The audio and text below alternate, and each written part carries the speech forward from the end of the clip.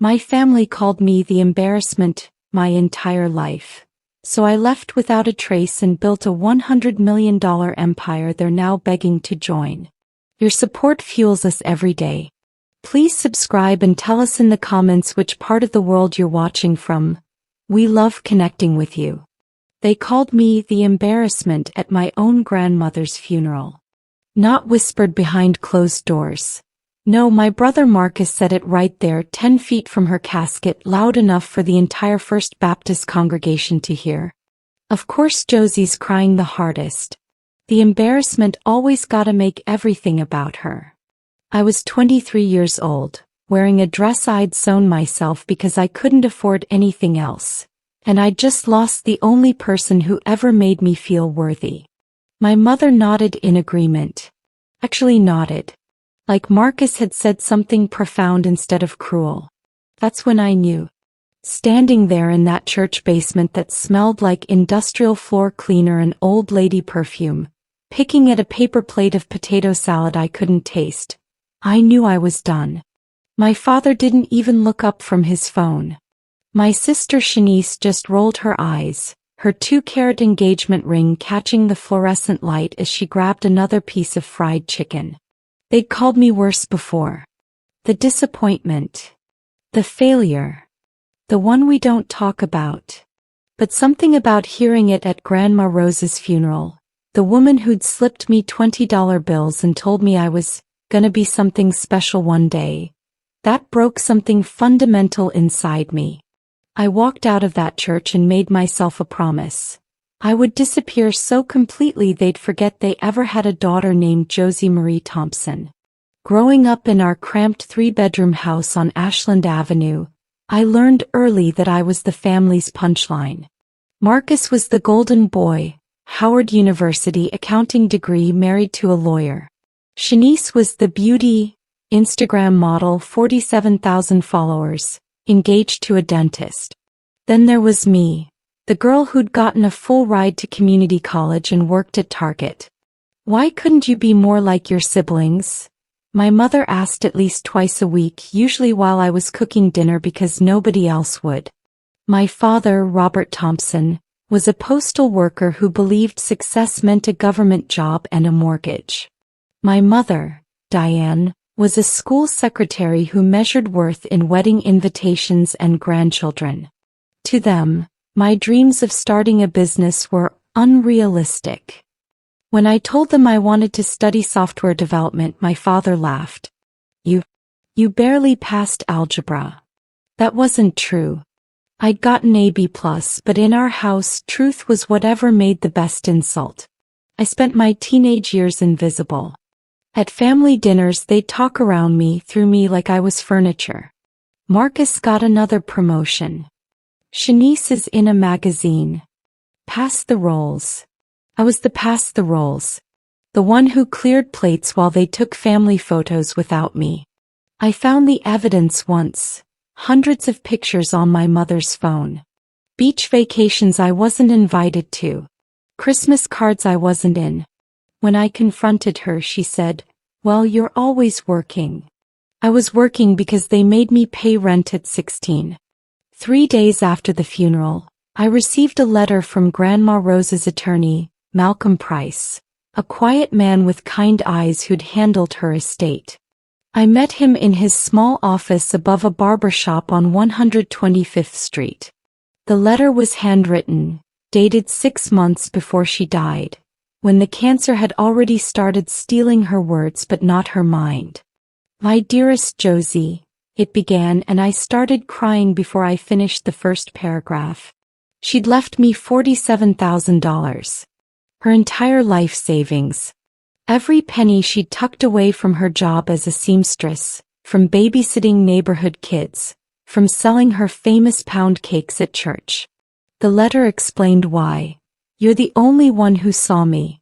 Really saw me. Not just as a grandmother or a church lady, but as Rose. You asked about my dreams, my past, my regrets.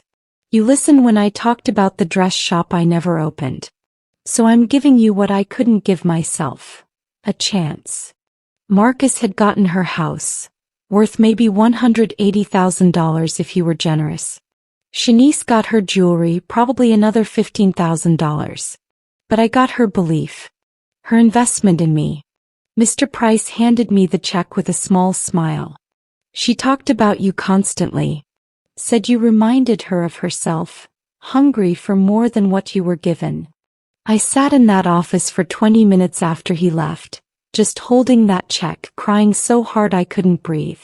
That money would change everything. But first I had to survive one more family dinner. The family dinner happened on a Sunday, exactly 1 week after Grandma Rose's funeral. My mother had insisted, saying we needed to come together, now that she was gone. I should have known better. The moment I walked into their dining room, I felt the tension. Marcus sat at the head of the table like he owned it, his wife Brittany beside him looking at me like I'd tracked mud inside. Shanice was showing everyone her wedding venue photos. $65,000 for one day at some estate in the Hamptons.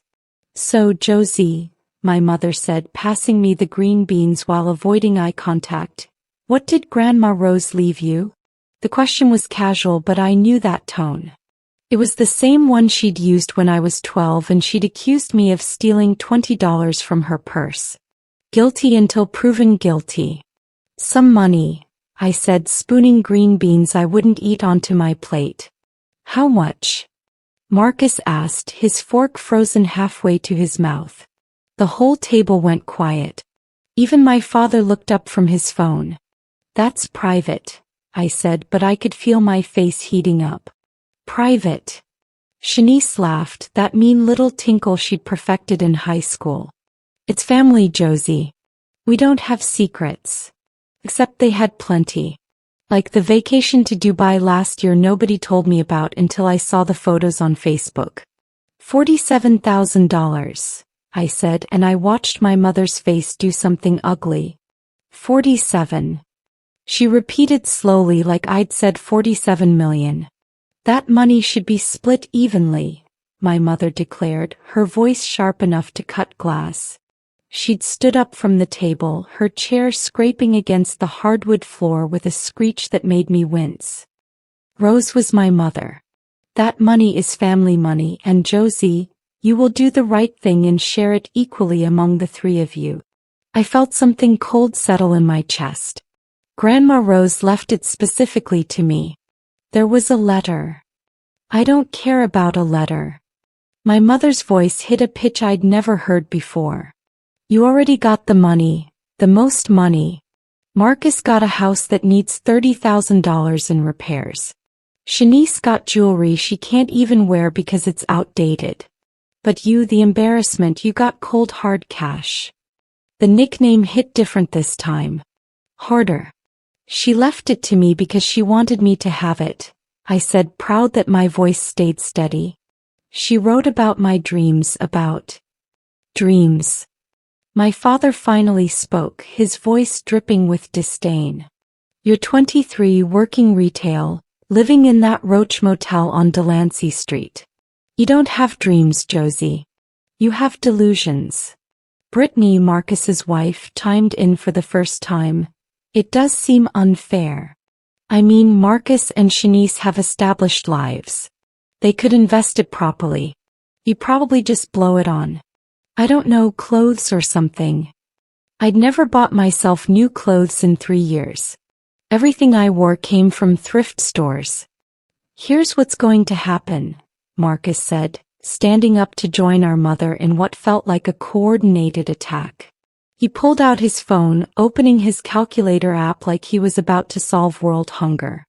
47,000 divided by 3 is $15,666.67 each. We'll call it 15,000 even to make it simple. You keep 17 for yourself and we each get 15. That's more than fair, considering Grandma obviously wasn't thinking clearly when she made that decision. Wasn't thinking clearly? I repeated, my voice finally rising. She wrote that letter 6 months before she died. She was clear as day. She was on morphine, Shanice interjected, inspecting her nails. And frankly, you probably manipulated her. You were always over there, weren't you? Making yourself indispensable. Playing the victim. Poor Josie, nobody understands her. The accusation landed like a slap. I visited her because I loved her. You visited her because you're a user, my mother hissed. Always have been. Taking and taking. You think I don't remember? How you borrowed my jewelry in high school and never returned it. How you stole food from the pantry. I was hungry. You made me pay rent at 16, but Shanice and Marcus lived here for free until they were 25. The room exploded. Everyone talking over each other, accusations flying like shrapnel. Then my father stood up and the room went silent. Give them the money, Josie. That's the end of it. No. The word came out quieter than I intended, but it stopped everyone cold. My father's face went dark. What did you just say to me? I said no. Grandma Rose left me that money. She wanted me to have it. And I'm keeping every single dollar. I stood up, my legs shaking but my voice getting stronger. Do you know what she wrote in that letter? She said I was the only one who saw her as a person. The only one who asked about her life, her dreams. She told me she'd always regretted not taking risks and she didn't want me to have the same regrets. So no, I'm not giving you anything. My mother's voice went ice cold. Then you're not our daughter anymore. The words should have hurt more, but honestly they felt like permission. Fine, I said, grabbing my purse. Consider me gone. Wait, Marcus called out as I headed for the door. You're really going to throw away your family over money? I turned back and I wish I'd recorded my next words because they came out perfect. No, Marcus. You just threw away your sister over money I didn't even ask for. There's a difference. I walked out of that house and never went back. Not for Christmas. Not for birthdays. Not for Shanice's $65,000 wedding that happened 3 months later. I blocked all their numbers, deleted social media, and moved out of my apartment the next week without leaving a forwarding address. I erased Josie Thompson so completely that she might as well have never existed. What I built in her place would haunt them for years. I disappeared into code. That's the only way I can describe those first 18 months. I took Grandma Rose's $47,000 and enrolled in a coding boot camp in Austin, Texas. Far enough from New York that nobody would find me. I lived in a studio apartment that cost $650 a month, ate ramen and peanut butter sandwiches, and studied 16 hours a day. I learned Python, JavaScript, React, SQL. I built apps nobody used, made mistakes that made me want to quit, and kept hearing Grandma Rose's voice. You're gonna be something special. In the boot camp, I met Darius Chin, a second-generation Chinese-American developer who dropped out of Stanford and had more talent in his pinky finger than most people have in their entire body. We bonded over late-night debugging sessions and shared frustration with the tech industry's gatekeeping. The problem, Darius said one night at 2 a.m. surrounded by energy drink cans and cold pizza, is that small businesses can't afford good software. They're stuck with garbage because the good stuff costs 6 figures. That's when it clicked. We spent the next 3 months building a prototype, cloud-based inventory and customer management software designed specifically for small businesses. Easy interface, affordable pricing, and customer service that actually gave a damn. We called it Nexus Point. We launched with $8,000 in savings between us. No investors, just pure hustle. The first month we got 3 clients. The second month, 15. By month 6, we had 200 businesses using our platform and we'd made our first $100,000 in revenue. I called myself K. Thompson now. You name new life. By year 2, Nexus Point had 5,000 clients and $8 million in annual revenue. Darius and I had built a team of 12 people, all misfits and outcasts who'd been underestimated their whole lives. We operated out of a converted warehouse in Austin, worked insane hours and believed in our mission so hard it physically hurt. But we needed capital to scale to compete with the big players circling our market. That's when I met Valerie Okonkwo at a tech conference in San Francisco. Valerie was a venture capitalist, a Nigerian British woman who'd made her first million at 26 and now ran a $500 million fund specifically focused on minority-owned startups. She was terrifying, 6 feet tall in heels with an MBA from Harvard and a reputation for destroying pitches in under 3 minutes. When I walked into her office to pitch Nexus Point, my hands were sweating so badly I almost dropped my laptop. "You have 2 minutes," she said, not looking up from her phone. I launched into our pitch, showing our metrics, our growth trajectory, our vision. At 90 seconds, she held up her hand. "Stop. Tell me why you built this. Not the business case. The real reason." I hadn't talked about my family in 2 years.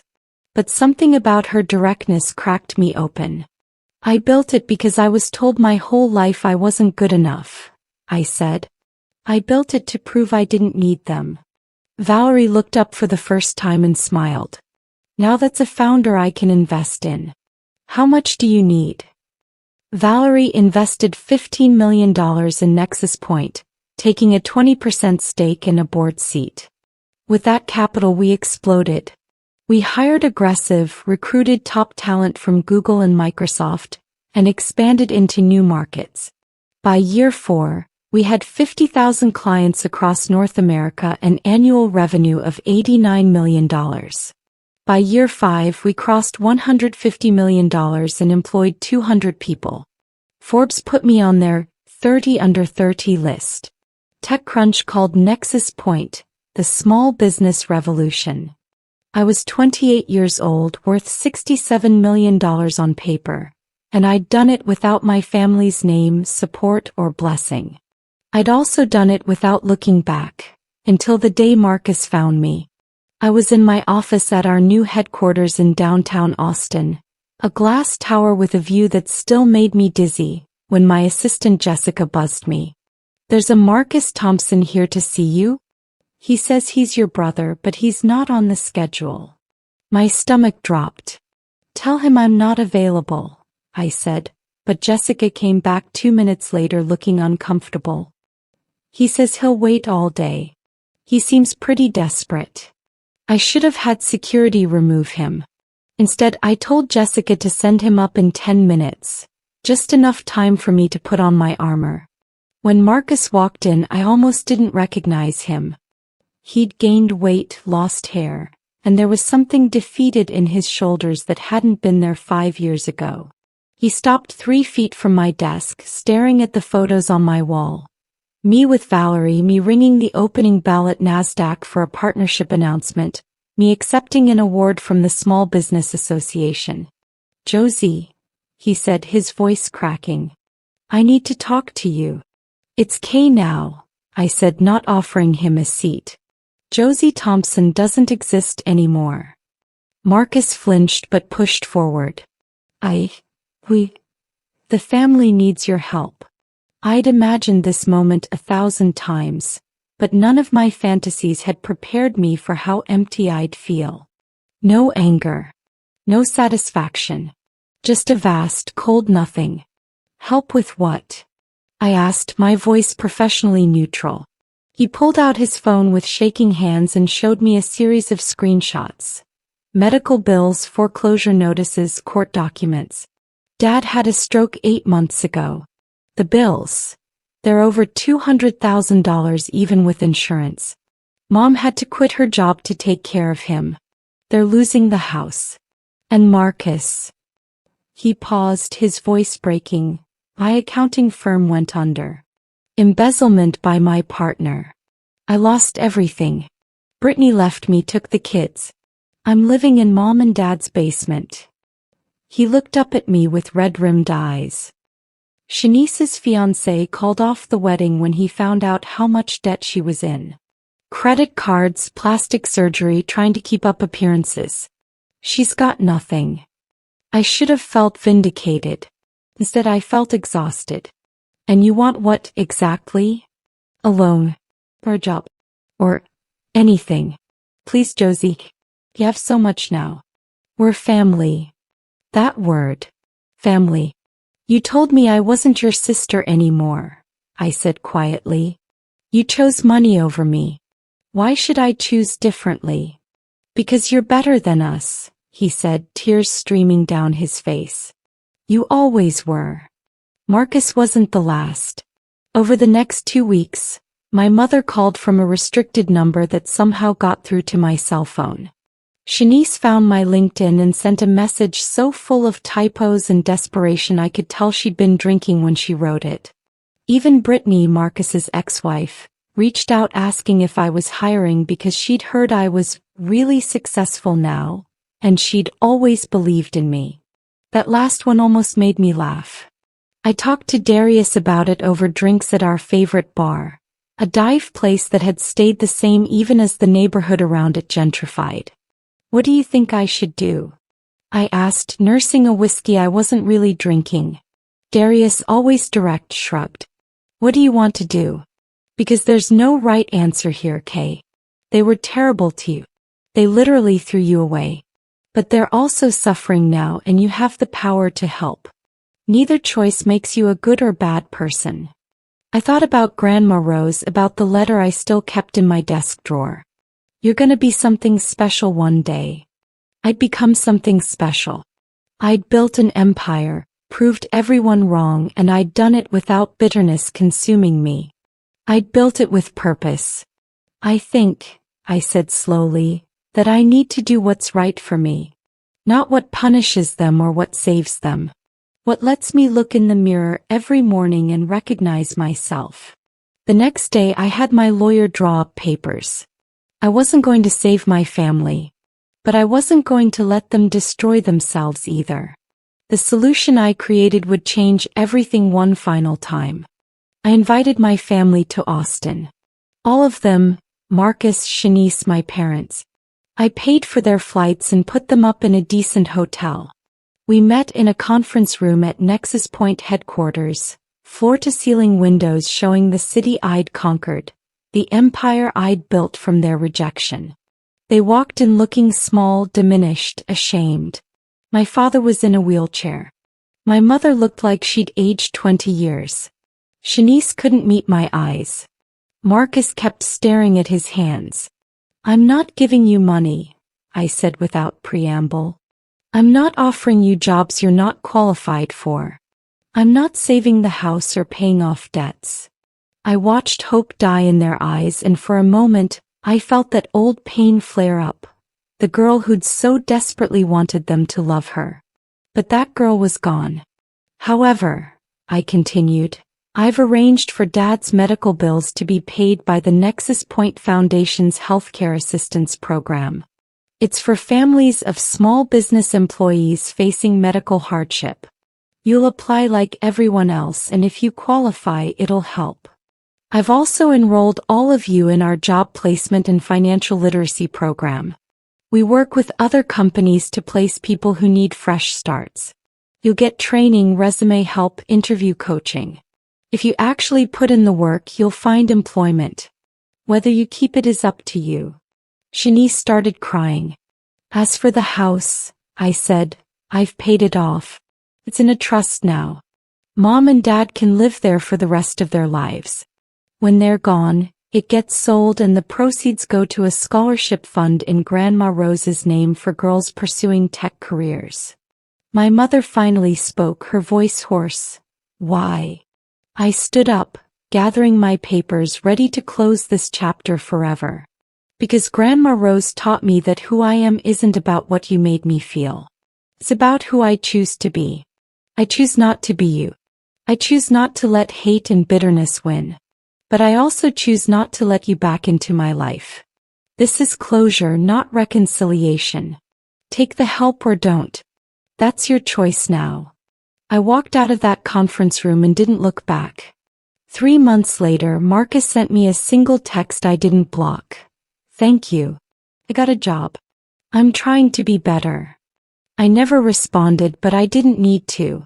I'd built my empire. I'd proved every single person wrong. And most importantly, I'd kept my soul intact while doing it. Grandma Rose would be proud. Some families are born. Some are built. And some people realize their real family was inside them all along. The strength to walk away, the courage to build something beautiful, and the wisdom to know that forgiveness doesn't mean forgetting who you are. I'm Kay Thompson now. Self-made. Free. And I've never been called the embarrassment again.